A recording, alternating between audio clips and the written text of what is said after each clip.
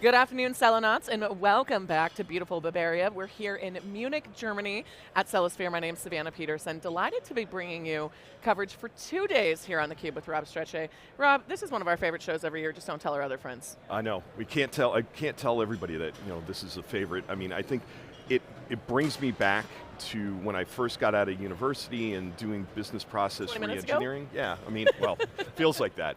But I think it's a lot of fun to see how far it has come, and I do believe in freeing the process. So. I'm here for it, we're believers. One of the things that I really love about this show is we get a chance to meet the partners and the customers of Celonis. And speaking of, we have Sebastian with us. Sebastian, welcome to the show, thanks for being here.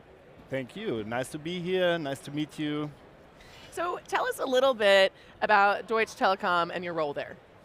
Yeah, I'm working for Deutsche Telekom in the sales and service department, so selling our products to our customers, servicing our customers, and my small unit is doing service process improvements, so finding journey problems, also process efficiency potentials, and going into projects and improving this kind of stuff. It sounds a lot like our friends here at Celonis.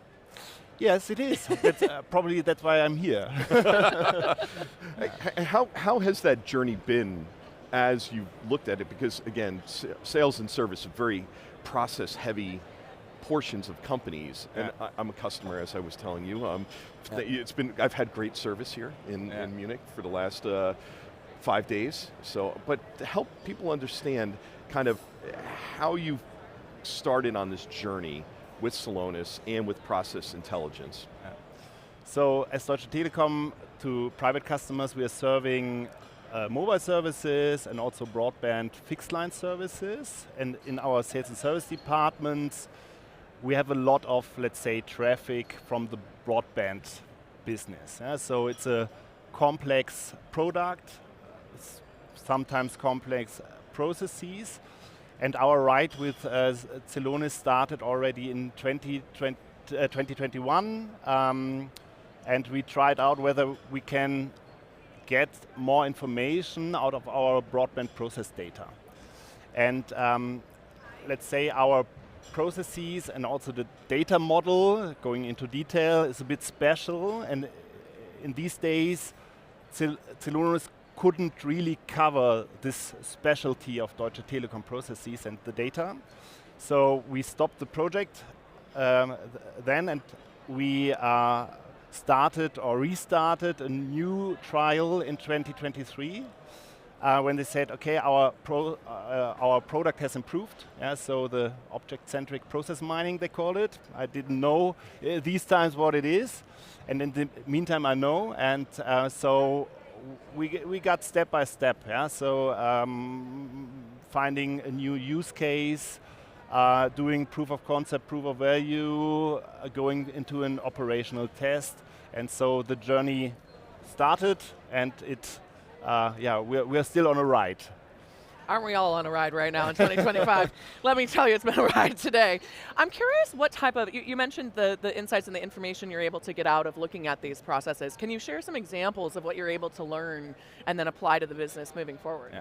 So we, right now, we have the focus on one special process.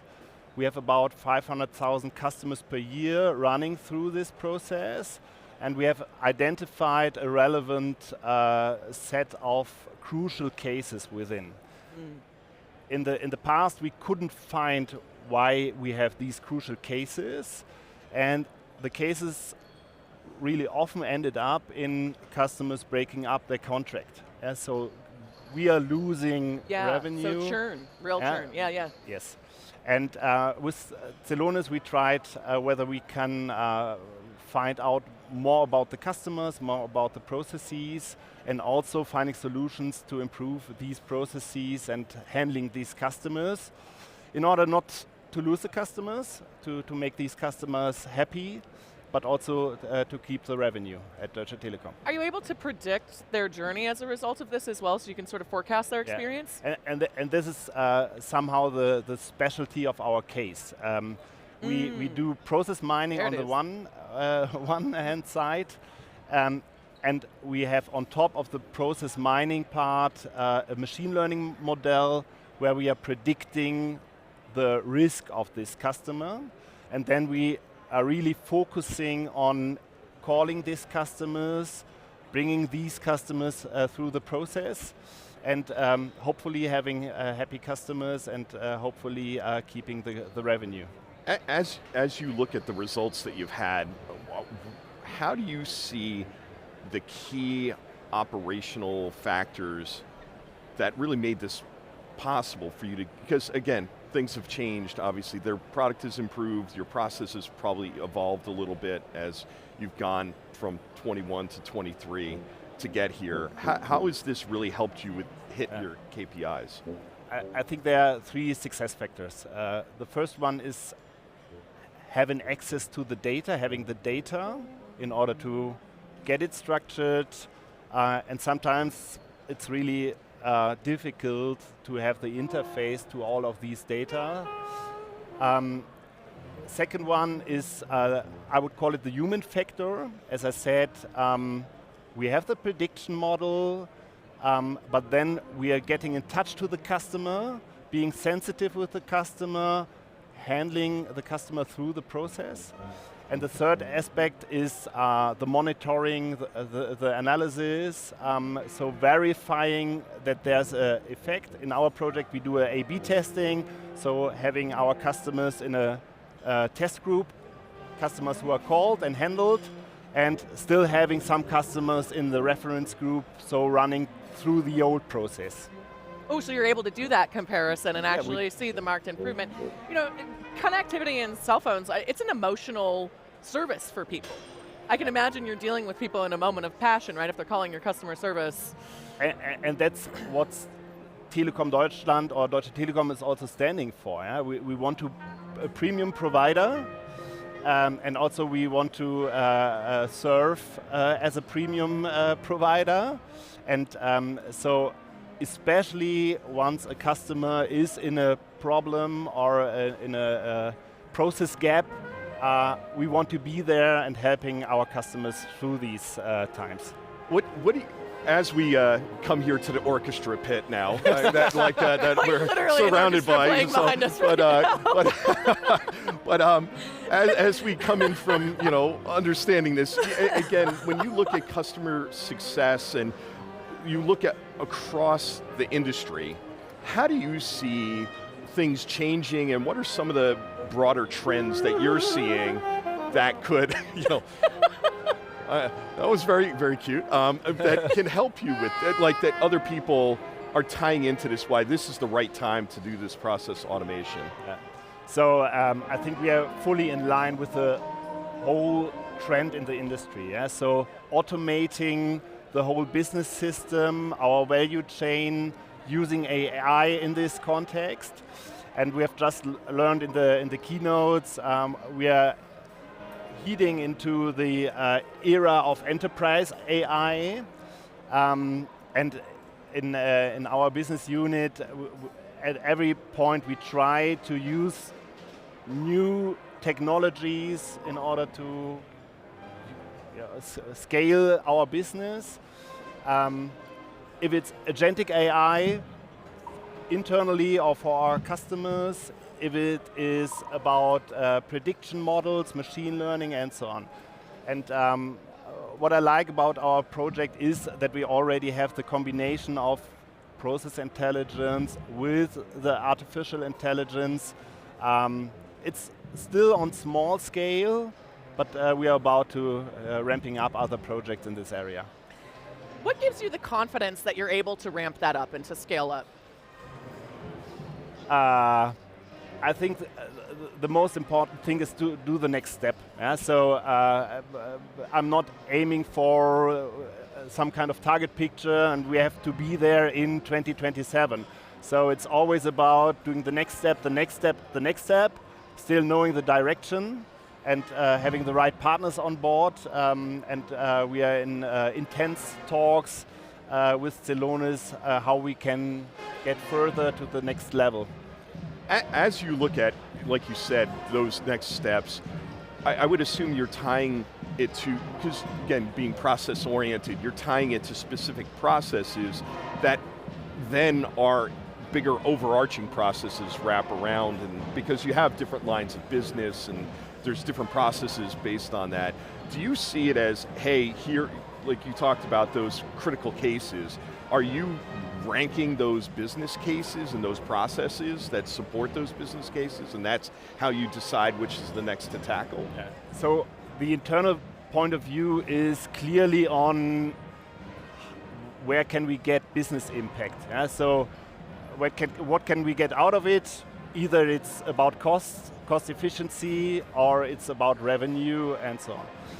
But I think it's also about the external perspective of our customers. We have a very fragmented, segmented customer base. Yeah? So young people, it's everyone, old people, yeah, essentially. So we want to have everyone, yeah. So we have to serve everyone. Right. So I think we have to set up flexible in our services, in our self-services, and also in our technology. Yeah? So I think there is the internal and the external view coming together, serving all of our customers with the right technology, the right channels, the right touch points, the app, also the shop, the retail stores, and also internally fulfilling business targets and to be more effective and efficient. Yeah, I think one of the things that's really neat, and maybe you can talk to this, is, and it was kind of talked to by Karsten, I don't remember if it was today or yesterday when we had a little briefing with him, but was the distributed nature. You have a very distributed team that's using these processes. How has that worked for being able to, because like you talked about, the data being fragmented and bringing it together and then bringing it out to them, how has that worked? Because they're also at different places in their careers, they're different types of people. How have they embraced this process intelligence journey? So let's say in the corporate central, the ivory tower, there were we had these data scientist type of guys, so they're used to such kind of projects. It was different to our call center agents. Yeah? So they having the tools, we have also the target to that they need to use less tools. Yeah? So we said them, okay, we have a new process, and you get a new tool, the Celonis front end. And so we were in the project also very sensitive in order to get them used to these new processes and the new tool. So we started very manually, slowly, getting to the next level, getting to the next figures, so daily ambitions and so on. And in the meantime, we have a really automated process, and they got used to it, and they're really happy with it. And we are in the meantime at 3 locations in Germany, just internal service agents, and so the location is not a problem, and also with our way to bring them closer to this new solution, it worked fine. What do you hope to be able to, it sounds like there's been quite an evolution with your experience with Celonis and all these processes as you're building trust within the team and a lot of things. My closing question to you, Sebastian, is when we're hanging out at Celosphere 2026, what do you hope to be able to say then that you can't yet say today? Okay. Yeah, that's interesting. So with the guys from Celonis and also internally, we are speaking about, do we want, or how can we integrate Celonis in our data platform, in our architecture? Whether it's the right part. Right now it's not still some kind of satellite. It's not yet fully integrated. And we are thinking about integrating, and once we do this, there will be new potentials and also really short ramp-up times for new use cases. So going back to your question, next year probably I sit here and say, yes, we are fully integrated. or I won't be here. Well, that's Well, one we way. hope you're here. Yeah. We definitely hope you're here. This has been great, and I mean, talk about a proof point. You know that we really will know if it worked or if it didn't, based on whether you're on our interview last next year. Sebastian, thank you so much for coming to join us today. Thank you for your time. Thank you. Very nice. Yes, and I got to say, you handled the marching band like a champion. Yes. Yes. There's a lot of action going on here on the show floor at Celosphere here in Munich, Germany. My name's Savannah Peterson. You're watching theCUBE, the leading source for enterprise tech news.